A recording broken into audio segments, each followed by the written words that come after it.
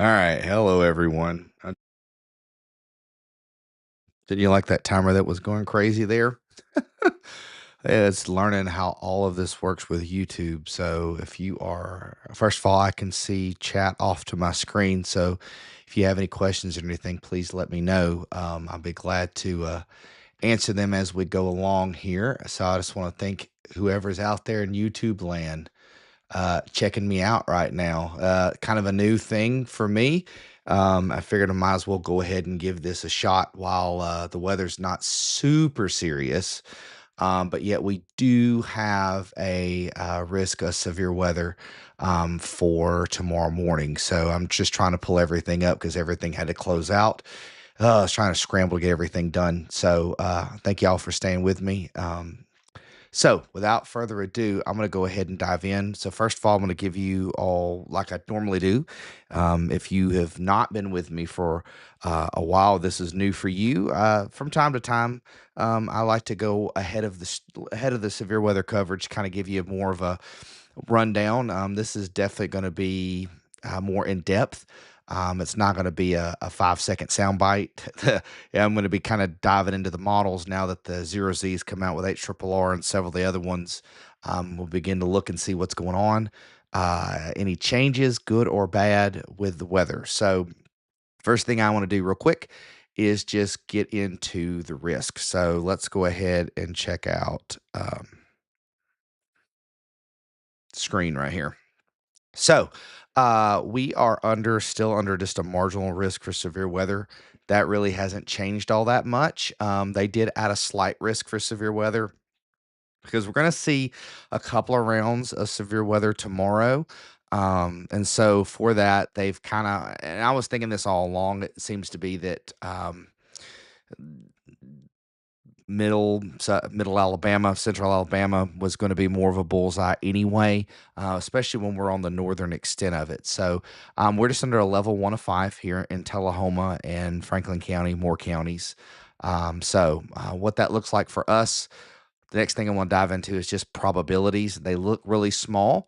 But tornado, we do have a little 2% risk of a tornado. The 5%'s down there in central Alabama. That's what warranted that slight risk. When we're looking at this, so I want to get a little bit more detailed. Okay. So when you're looking at this and you go, what's 2% mean? What's 5%? I know in the big scheme of things, that does not sound a lot at all. But it is a little bit more elevated than normal. And so what that means is that any point inside any of these blobs, within a 25-mile radius, there's a 2% chance of a tornado touching down. And there's a 5% there in Alabama. There was a tornado that touched down in the Northwest Houston metro area earlier this afternoon. So these storms have had a history of laying down some tornadoes. Unfortunately, I haven't heard anything else. Just a lot of damage there, northwest, kind of south of the Woodlands area. So, wind, we're at a 5%, and that's for everybody. And so, again, within the blob, you have a 25% chance of seeing a severe wind event, which means a severe wind gust of 58 miles an hour for 3 seconds. Now, that's really technical, but that's what warrants severe wind. So, any radius within any point in the brown blob. Hail, it's going to be not for us. It's going to be more to the south, and you'll see that in just a second. So, again, we're under a marginal risk. Okay, and in any time we're under a marginal risk, I always say the same thing over and over and over again. Um, it's one of those deals where you don't need to worry, but you need to worry. I- I-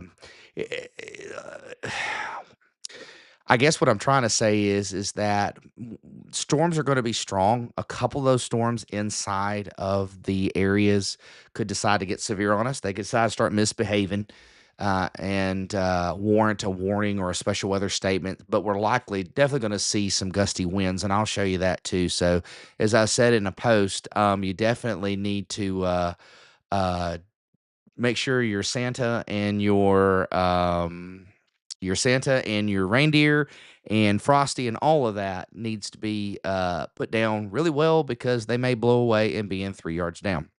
So, that being said, let's go dive into the model. So, I actually have it just blank. I'm going to show you exactly how I start to look at stuff, how we dive down a little bit of the, even though I've been doing this for a while, it's good to hear things from Penn State to see, hey, this is where you kind of need to start. So, I'm going to go over to Pivotal Weather. So you'll check that out. Here is the forecast model here. And so, the first thing I'm gonna do, it's favorited for me to look, very local, but I'm gonna go national for just a second, and we're gonna look at something called 500 millibar. So when we start looking at weather, the biggest thing that changes the weather is pressure. And so what we're gonna look at here, basically, there's some isotherm or isobars, which are these little black lines that are showing you the height at 5 millibars relative to meters. But really, what you need to see is some of those pinks and the fuchsias and all that sort of stuff. That's wind. And so what I'm looking at, it's a trough. And so you're going to start seeing right here, and I'll zoom in if I can. There we go. A little dip in the pressure right here. And when you start seeing that and you're seeing it further down, this is what we call a trough. So if you've ever heard a meteorologist mention trough, that's exactly what's going on. And so what happens is as this trough kind of starts kind of almost neutral and it kind of ejects off to the northeast. And let me go back because let me go to 0 and it ejects off toward the east, you'll see this wind that is associated with it. So that's what warrants the marginal, just because we have such a heightened wind, a little bit, if you will. And I am going to show you this one up here. There's a closed low right there, there in South Dakota. And I want you to watch this thing, how it forms and how it's a little bit stronger going out into the future. This is what's going to give us our drop in temperatures, as you have heard about. That's a very strong low pressure system right there. And so we're definitely going to have some cold advection, which means we're going to have a lot of wind bringing in this cold air from the north west. And you can see these little wind barbs saying, hey, look at that. That's going to be some really cold wind, going to lower our temps for a little while. So that's beyond what we're going to talk about today, but I just want to kind of show you how things work. When we want to see where active weather's at, that's what we need to start looking at. And why 500 millibars? Typically, if you're looking at the atmosphere from 1,000 to 0, 500 is kind of in the middle. And so this is a really good and accurate way to kind of predict where things are going to happen. So now that was more of a national look to kind of start looking where the weather is going to be. Now we'll just kind of dive down a little bit more into more of a local look. And so, the question really people want to know before I get too much into it is, hey, when's it going to hit? How about is it going to be? Does a tornado come down my road and hit my house? Well, those things no meteorologist can really tell you up front. But anyway, so what I've got here is the HRRR. It's a really good, reliable short-term forecast model. I'm going to turn on composite reflectivity. So what we think that the radar is going to look like, and please understand, this is not a gospel. It's going to look exactly like this. It's just no, it's not. And so what we have to do is just kind of look at the placement. Sometimes it gets it right, sometimes it doesn't. But the main thing I want to look at is when is the timing going to happen? And I'll fast forward this kind of into a 4 a.m. So what I'm looking at, I'll zoom in right up here. Right up in the upper left-hand corner is the timestamp. And so when you get to the local level here, it actually will put it in Central Standard Time, so you don't have to convert it from Zulu or Universal Time. So, anyways, there you go. 4 a.m. ish. And so, what I want to do is I want to kind of look at the atmosphere as this is coming in. So, I'm going to start at 3 a.m. and I'm just going to do what's called a sounding map. It gets me a better idea of all of what's happening in the atmosphere aloft. I can look at a lot of these different, over here to the left, especially if you go on the severe weather side. I have to zoom out a little bit to get a little bit more stuff on that. But this atmosphere sounding gets me a good idea. And so I'm actually going to go over here and change this to KTHA. If you did not know KTHA, you Tullahoma people, that is the airport there in Tullahoma. So I'm going to click on that, and it's going to give me what it thinks what the atmosphere is going to look like at the surface and aloft. And so when I'm looking at this, it's just not impressive. I'll just be real honest with you, and that was gonna be the whole thing, um, and why, I'm not really sounding an alarm. I'm not one of I see too many people doing that, fear mongers. It's gonna snow 15 feet of snow for Christmas. If you're following those people, don't, okay? But really what I'm looking at is I'm looking to see how unstable the atmosphere is, and so what I wanna do first is I wanna look and see, well, the dew point's 54. We've got moderate moisture. A lot of times the magic, not the magic number, but what the meteorological world will say, hey, get it above 60. So we don't have a necessarily the most moist atmosphere. But the main thing I want to look at is this temperature, the red line. And so what ends up happening is at the surface, it takes an immediate turn to the right, which means it warms. And that's typical what happens when you have clear skies, which we don't, but we do have some wind at the surface that's kind of keeping the ground temperature a little warmer. And so basically what happens is to not get too technical, but to get geeky nerdy here, you look at something called the dry adiabatic lapse rate, which means what happens to an air parcel as it travels as it lifts into the atmosphere before it reaches net condensation, and then it follows a moist adiabatic lapse rate. But basically, it's these dashed lines, and what's happening is because the environmental temperature is warmer um, than what the air parcel, the generic air parcel, would cool off at. That means that the air is not very buoyant. It's going to be denser. It's going to want to push the air back down, keeps the atmosphere stable. So even if we see a tornado, these indicators point to that's not going to happen.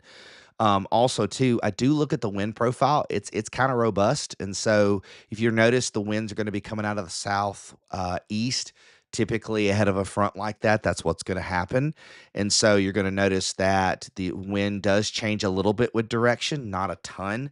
So that's why we would have more of a wind event, if anything, out of this. And so that's just the main things you want to look at. That's probably geeky nerdy, but that is how you look at a skew plot. By the way, this is called a skew plot. I'm going to go ahead, if it's cool, I'm going to go ahead and just go to the next forecast hour just to see what it looks like. You can start to see that cooling off has changed a little bit there, or the warming up rather.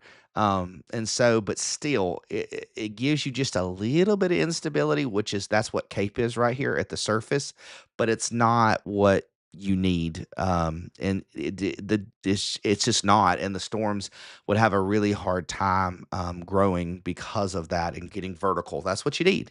You need that. So again, I'm looking at this going, I'm not losing any sleep over it. But again, I'm telling you, these marginal risk days, if you're not careful, sneak up on you, because that forecast model is not 100% accurate, because the only way for these things to be totally accurate is to have all of these stations strategically placed, like even like in a grid pattern, to be able to know it's trying to compensate. And so that's why I look at that and go, yeah, I mean, the indicators point to no, not a real big deal. So, anyways, that's kind of like the main event at 3 a.m. So we're going to go ahead and fast forward. We're going to go ahead into the day to kind of show you this. I mean, it's going to be raining, folks. I mean, that's gonna be some rain right there. We could probably see some flash floods, some low-lying areas, especially 7 a.m. with you guys that are having to go to work. It may be a soggy start to your morning. And so 8 o'clock it clears up, but then you start to see these other storms. See this right here at 10 a.m. and see how it's kind of these things are kind of forming on the backside. That's going to begin that second line. And so what you can't see right here is you can't see the bigger picture of what's going on in Alabama. So I'll just kind of give you real quick and just go, okay, just dive a little deeper here. And so here's that same at 10 a.m., which is 16Z right here. And so you're starting to see that main line move through, and you're going to see this other stuff on the backside fire up. And what happens for us is a lot of this stuff right here, it really starts to get nasty and starts to pick up intensity after it's past us. So that's why if you notice, if I go back real quick to the Storm Prediction Center, how that while that marginal risk kind of exists over here, it'll be interesting to see if they extend that slight risk over into any part of well, I'm having to look at my watch because the Storm Prediction Center is putting something out. That's a tornado watch, but that's not for us. That's for northern Louisiana. So, anyways, when I look at some of that wind profile and that tornado profile, notice why it's extending out to the northeast because of that. Okay. So that's really it. We may see if I go back real quick at 16Z and I go back and let me go back to 15Z as these things are first starting to form. Not saying that they're going to, not saying that passes us at all. I'm just trying to see. Yeah, it's got a temperature inversion right here. Boom. And so, again, these storms are just going to have a hard time trying to fire off. And that's would be typical. I'm glad. That's a good thing, right? So anyways, I'm just gonna look one more. Ooh, now that one's kind of yeah, it's trying to. You'll see that temperature inversion's gone. That means when the temperature is instead of cooling off, it goes to the right. And so if you want to read these, by the way, while it says 59 degrees down here, these are in Celsius, just so you know. And so when you want to read the temperature, which is 59 degrees is, kind of between like 15 degrees Celsius, you don't go straight up. You actually go up like this. You follow these dotted lines. So when we're looking at temperature, I mean, it's kind of yeah, just something to keep in mind there. But maybe one of these days I'll teach you guys how to read a skew chart all the way through so you can work with me to see if the atmosphere is super unstable and how unstable it is. But that's it, guys. In a nutshell, that's kind of what I'm looking at. These storms will move out of here, and what we want to look at real quick is you'll see that front kind of finally come through. And what I want to show you real quick is I'm going to go to the national. Are they going to let me see it? Okay, good. The blend model. And so what I'm going to show you guys is on the blend model, and what a blend model is, it's basically taking all the models together and kind of averaging them out. And so it's a real safe bet when I go to start snow forecasting. Let's fingers crossed here. We ever get some snow forecast going on, I will use this model really to help with determining how much.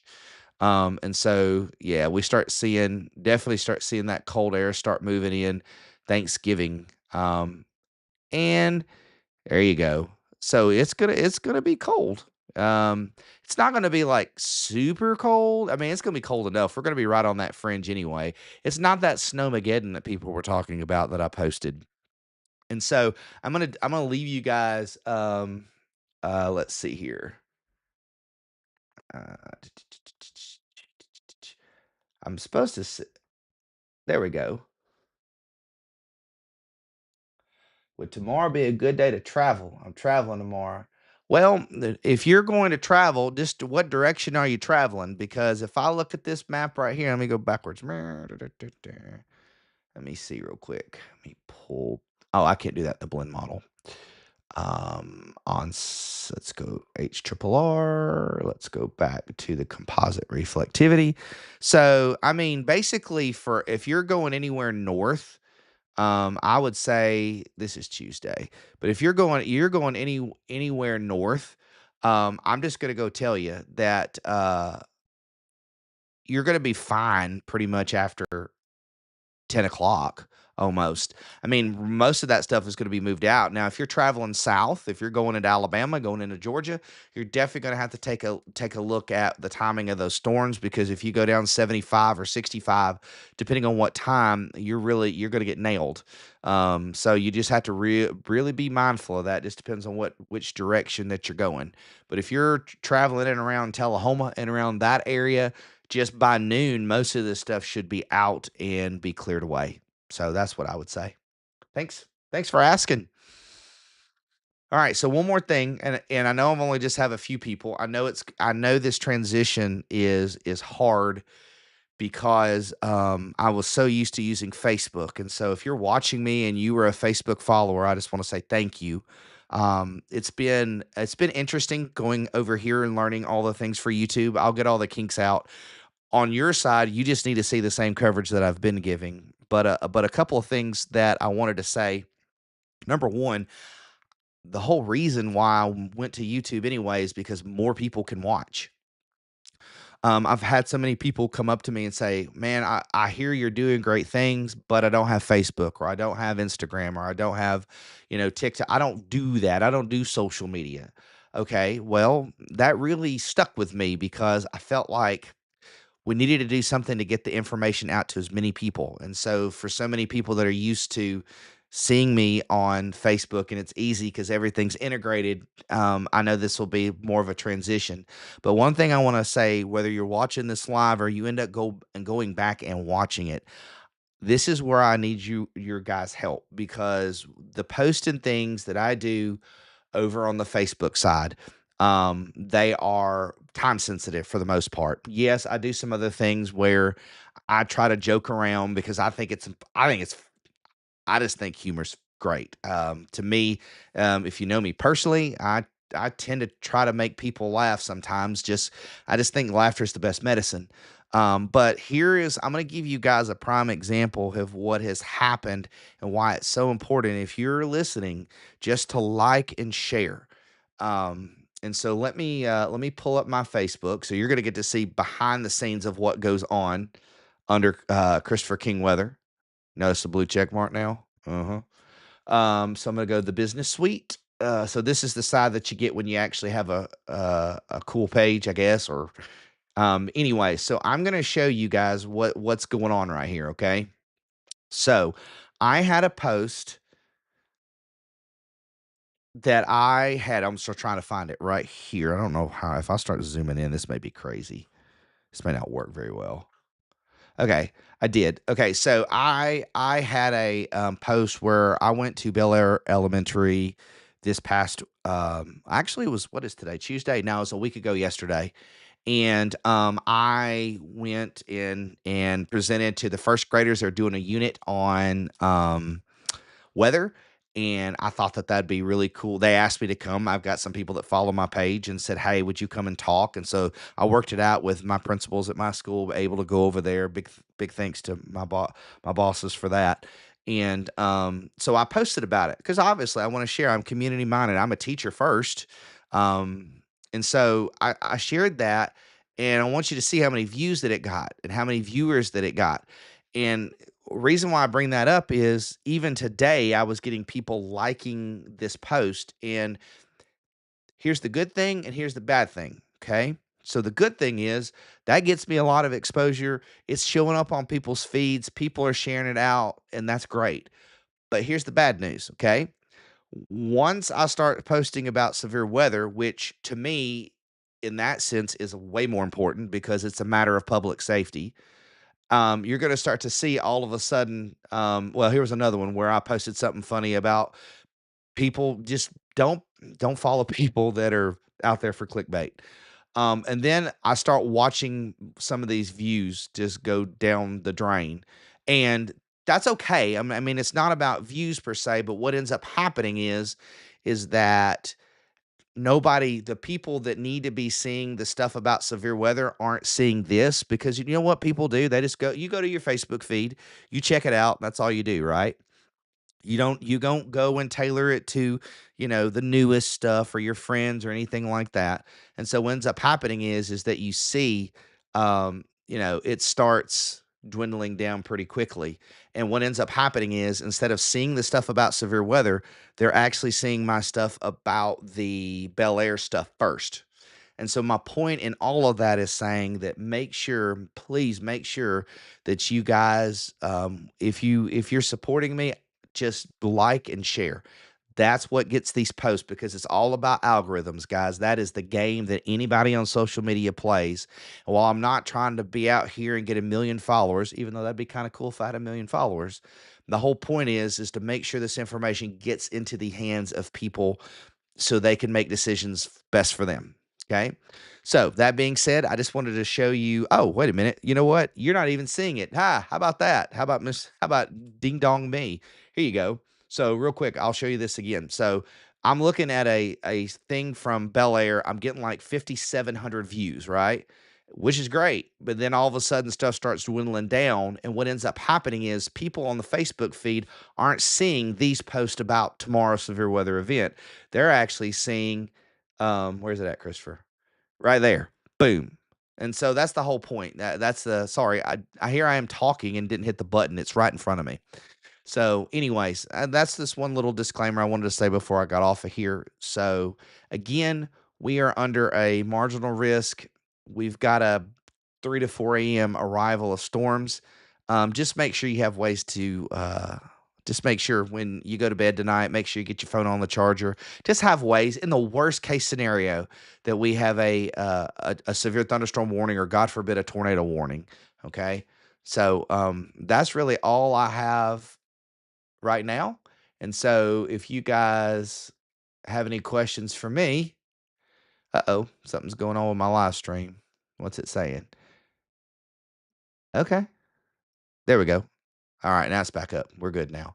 So if you guys have any questions, I'll be glad to answer them. Otherwise, I'm going to go ahead and get off of here, and I'll provide you guys, well, the update. Oh, there we go. Now I can see it. McKenzie, Tennessee. Yeah. Okay, that's West Tennessee. You should be good, right? McKenzie's West. So anyways, I'm going to go ahead and hop off here.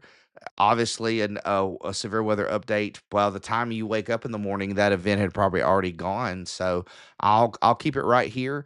And make sure you're following and subscribe right here on YouTube, and just go ahead and hit that notification bell. So when I do go live, like I just did, you guys will be able to know exactly what is going on. All right, guys. So I appreciate y'all so very much, and I will see you guys hopefully not soon, but if need be, I'll be here. Just watching the weather, and as always, I'll keep you advised.